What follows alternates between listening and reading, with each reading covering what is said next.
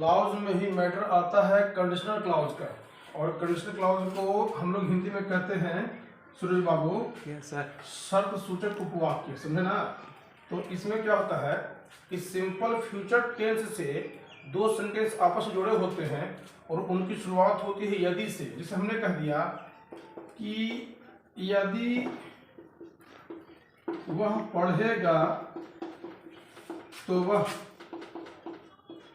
पास करेगा। इसको समझिए पहले, यदि वह पढ़ेगा तो वह पास करेगा।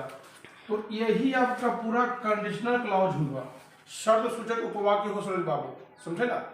तो इसमें क्या है कि दो बातें हैं, सिंपल फ्यूचर टेंस का दो सेंटेंस जो है आपस में जुड़ा हुआ है और शुरुआत हुई कौन चीज से, यदि से। तो यदि वह पढ़ेगा, इसी को हम हिंदी में कहेंगे शर्त, इसको इंग्लिश में कहा जाएगा कंडीशन, इसको कहा जाएगा कंडीशन।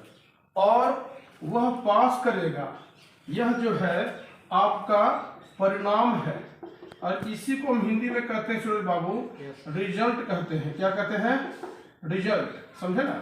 तो करना क्या है कि यदि आप इसकी अंग्रेजी बनाते हैं कि if he will read he will pass, तो गलत अंग्रेजी मानी जाएगी, क्योंकि रूल है कि कंडीशनल क्लॉज से बिलोंग करने वाला वह सेंटेंस जो यदि या अगर से शुरू हो या जब तक कि नहीं से शुरू हो, तो प्रथम भाग की अंग्रेजी बनेगी प्रेजेंट वन पर और दूसरे भाग की अंग्रेजी बनेगी सिंपल फ्यूचर पर।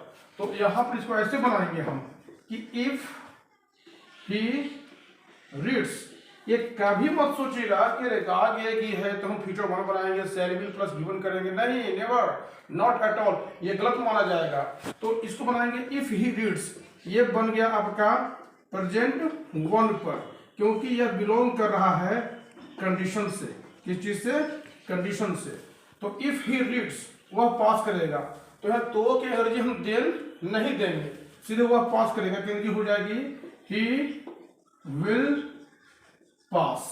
अर्थात ये बना कौन चीज पर, फ्यूचर वन पर। तो स्पष्ट हो गया कि ये बता दिया आपका रिजल्ट, है ना। लेकिन इसको बनाएंगे हम कि if he will read he will pass, तो ये गलत माना जाएगा, 100% गलत माना जाएगा।